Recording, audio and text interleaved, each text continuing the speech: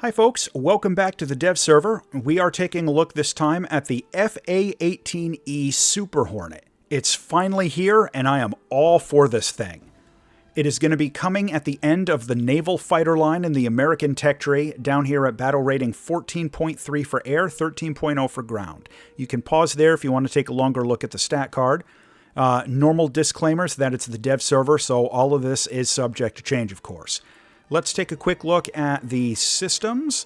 The pilot, you've got the EEGS, every type of ballistics computer you could want on this plane. The radar warning receiver tracks into the K-band, which may be relevant with some of the helicopters we have now using higher band radar sets. The radar, let me get a better view there.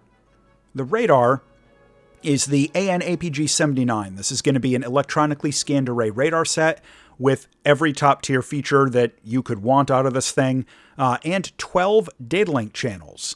That is relevant because with our weapons, we can take up to 12 AMRAAMs, which is crazy.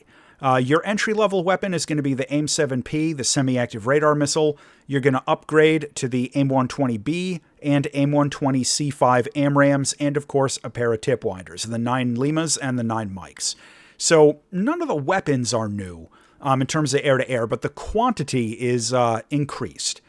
In terms of air-to-ground ordnance, you get all kinds of JDAMs, paveways, snake eyes. You've even got a couple of walleyes you can take on this thing if you want to go with that. And you've got the AGR, APKWS rocket pods, if those are your thing. I've never been able to make these work, but some people swear by them.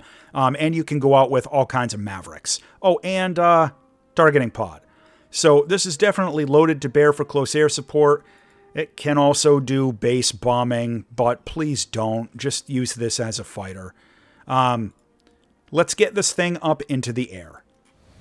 Okay, so we are up in the air with the Superhornet. This thing is insane.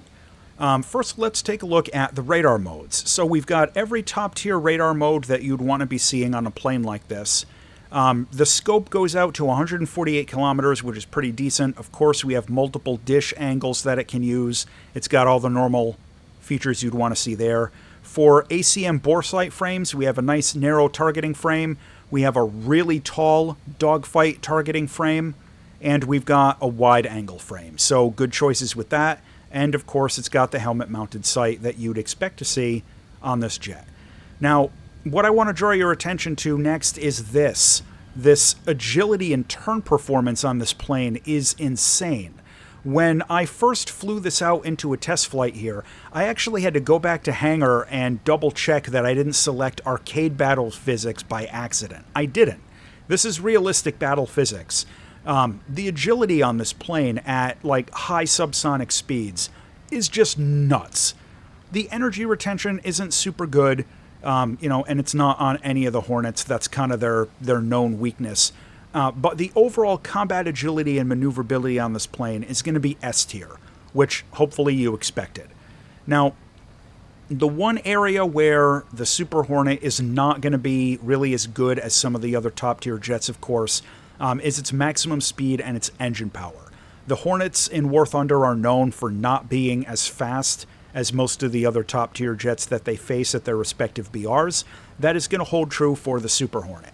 It's not slow, it's just not as fast as something like a Eurofighter or an F-15E. So that's what you're going to want to keep in mind with that. Not a whole lot else to say yet. Not a whole lot else to say yet about the Super Hornet. I have a feeling this plane is going to prove to be extremely effective once the patch goes live. Make sure you are subscribed to the channel to get the full review of this jet as soon as I can get my hands on it on the live servers. As always, thanks for watching.